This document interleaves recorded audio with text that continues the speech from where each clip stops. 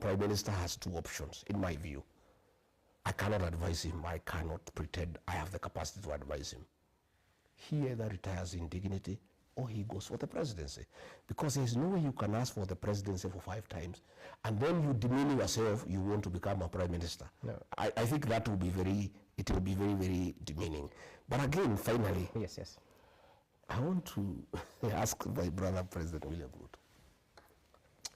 Now that you say this man is a witch doctor, he's the Lord of poverty, he is the real problem of this country, you have changed your mind, you are saying he's the best for Africa, he means well for this country. Why don't you, if you are genuine, consider to do 1 term and endorse him to be president in the next election, if you really genuine that this man is so good, this man can sort out this country. Okay. If really that is from the bottom of your hand, of your heart, since you have done 5 years, you are going to do 5 years and you have not done very well, why don't you consider to allow this man to be president? So what I would like to say is that in my discussions with people, okay, we have, by the way, I must tell you in those discussions, if you want me to tell you. And we'll get to that. We'll get there. Yes. But I'm saying we are not opposed to working with Raila Odinga. You're willing to already we are working with Kalonzo Musyoka. Okay. We are working with Eugene Wamalwa. We are working with Fred Matiang'i. We are working with Eugene Wamalwa. We are working with all like-minded Kenyans.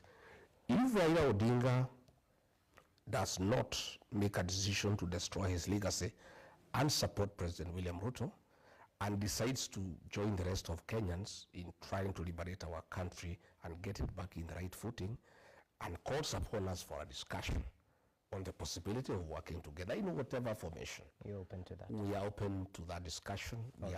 We are not selfish people. Okay. By the way, myself and my community are on record having supported somebody else. William Ruto, he's not one of us. Today he's calling us tribalists, despite the fact that we supported him, knowing very well he's not one of us. Okay. And because we are not tribal, we supported him, and he became president, we also are amiable and ready, if need be, to support another person, maybe it Raila Odinga, maybe it Kalonzo, maybe Wamalwa. We can support anybody, and whoever we decide to support.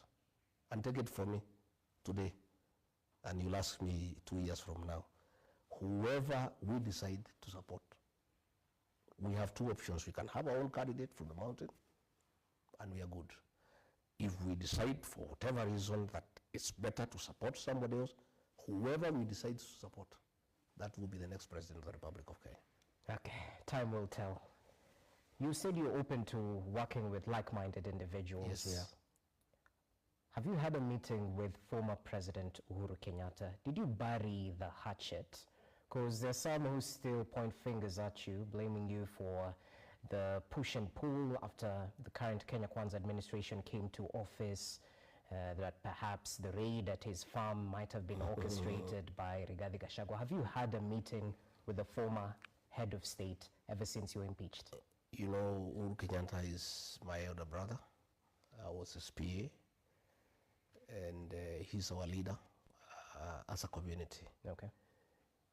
It is inappropriate for me to discuss him in public because I'm a junior elder in the community, he's a senior elder, and discussions of elders in our community is a preserve of that community. We're just asking if you met him. Come on. You're what a truthful man. What I'm saying yeah. is that Uhuru Kenyatta is our brother, our son, and our leader.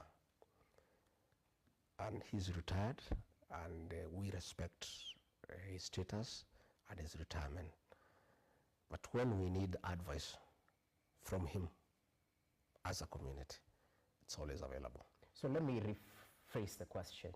What do you tell those who see former President Uhuru Kenyatta's hand in the appointment of Uhuru's men, as they're commonly referred to? Some of the CSs we saw recently appointed, Mutahi Kagwe, Liki Nyanjui. There's no problem whether Uhuru had a hand or no hand. It, to me, is irrelevant. And he's a Kenyan. If he proposes some people to be appointed and they are appointed, so be it. What is important for us, especially for the mountain, is that those appointments amounted to nothing. because they were meant to pacify the region that is very unhappy with the President William Ruto for deceiving them, for mismanaging the economy, and for destroying leaders in the region.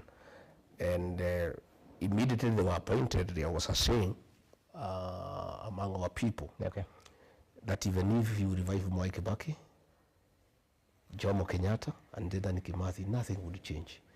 So we are really not bothered. Let them go and work. They have been given a job to do. Let them go and do the job that they were given to do. We wish them well. If they can make a change and people of Kenya are better off than they were before they were appointed, we appreciate. They are our sons. Right. And we don't have a problem with that. Okay. Yeah. Why the delay in forming your political party? Because going by your own timelines, we were supposed to have that launch earlier this year. It was pushed, and now we expect that launch in May. What are you having